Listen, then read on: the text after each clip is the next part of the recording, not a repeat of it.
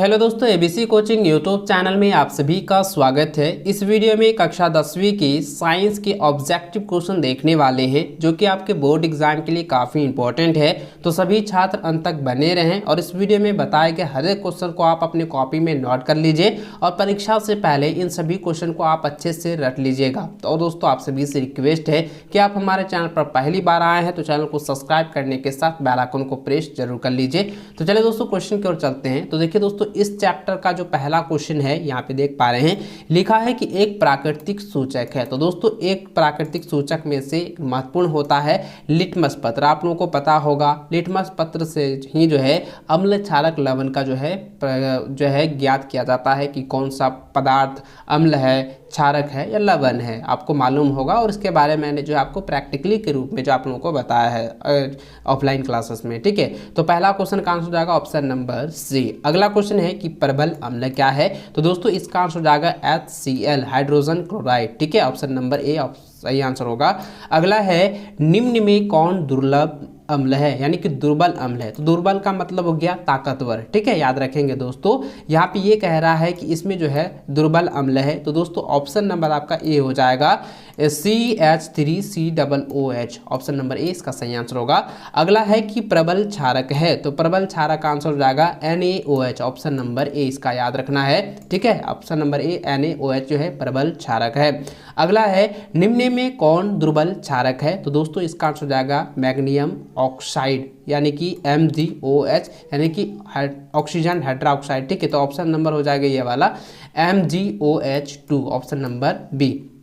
अगला है अम्लों को जल के साथ मिश्रित करने पर उत्पन्न होते हैं। तो हाइड्रोजन आयन जो है उत्पन्न होते हैं। तो ऑप्शन नंबर ए इसका सही आंसर होगा।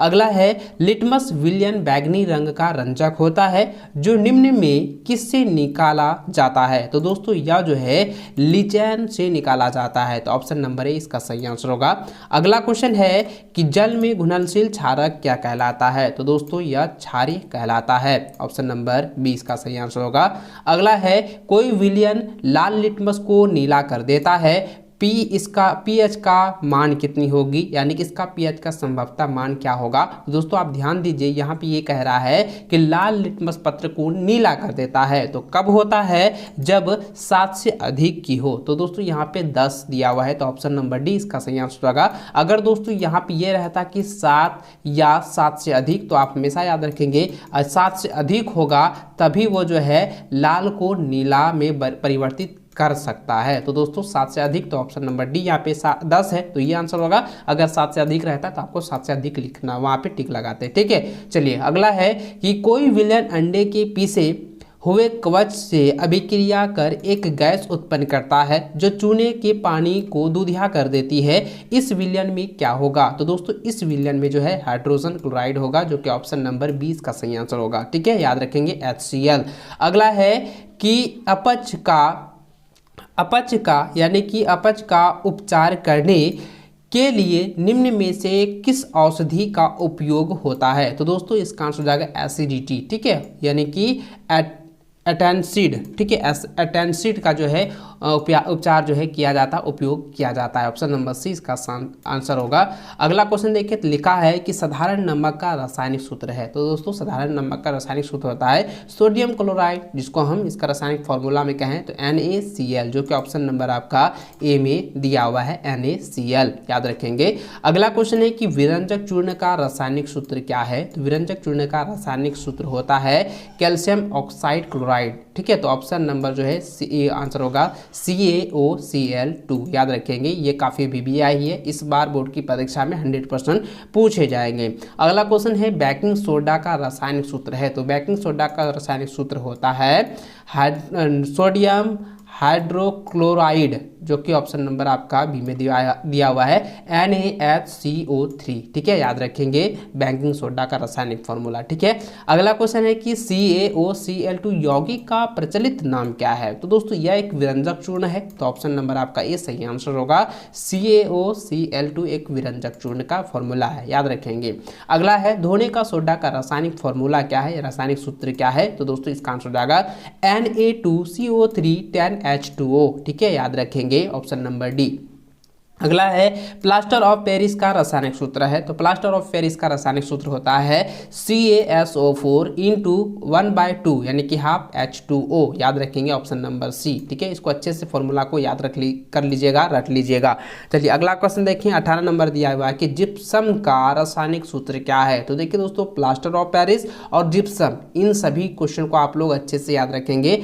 व्यंजक चूर्ण, बेकिंग सोडा, धोने वाला सोडा, प्लास्टर ऑफ पेरिस और जिप्सम, संगमरमर, ये सभी का जो फॉर्मूला है आप अच्छे से याद रखेंगे। चूना पत्थर का फॉर्मूला, बुझा हुआ चूना का फॉर्मूला, इन सभी का जो है रासायनिक फॉर्मूला आप लोग अच्छे से याद रखें। आणविक सूत्र इसका याद रखिएगा। ठीक है, चलिए देखिए अगला क्वेश्चन जो आपका 18 नंबर है, इसमें दिया गया है कि जिप्सम का रासायनिक सूत्र है। तो जिप्सम का रासायनिक सूत्र होता है CaSO4 इंटू 2H2O। ठीक है, अगला क्वेश्चन है कि संगमरमर का रासायनिक सूत्र है। तो संगमरमर का रासायनिक सूत्र होता है CaCO3। ऑप्शन नंबर ए इसका सही आंसर होगा। अगला क्वेश्चन है कि चूना जल का रासायनिक सूत्र। देखिए दोस्तों, मैंने अभी जस्ट बताया ना कि बुझा हुआ चूना, चूना जल का रासायनिक फॉर्मूला आप लोग याद रखेंगे। तो यहाँ पे क्वेश्चन पूछा गया है कि चूना जल का रासायनिक सूत्र क्या है। तो दोस्तों इसका आंसर हो जाएगा कैल्शियम हाइड्रोक्साइड। ठीक है, तो यहाँ पे हो जाएगा तो CaOH2। ठीक है, ऑप्शन नंबर डी इसका सही आंसर होगा।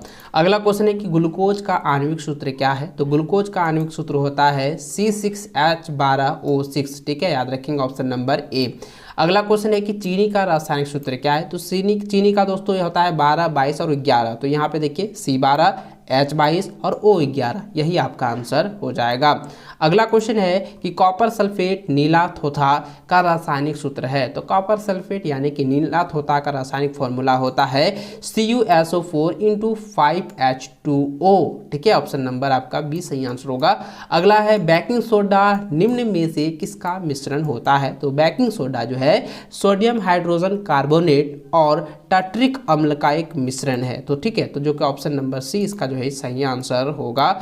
अगला क्वेश्चन है कि कपड़ों के विरंजन के लिए उपयुक्त है। तो देखिए दोस्तों, कपड़ों के विरंजन के लिए जो है विरंजक चूर्ण जो है उपयुक्त होता है। तो दोस्तों इसका आंसर हो जाएगा विरंजक चूर्ण। ऑप्शन नंबर है इसका अच्छे से याद रखेंगे। इन सभी क्वेश्चन को आप अपने कॉपी में नोट करते जाइए और एग्जाम से पहले इनको अच्छे से जो है रट लीजिएगा। तो अगला क्वेश्चन है कि बेकिंग सोडा एवं टार्ट्रिक अम्ल का मिश्रण कहलाता है। तो इसको हम कहते हैं बेकिंग पाउडर। ठीक है, ऑप्शन नंबर सी इसका सही आंसर होगा।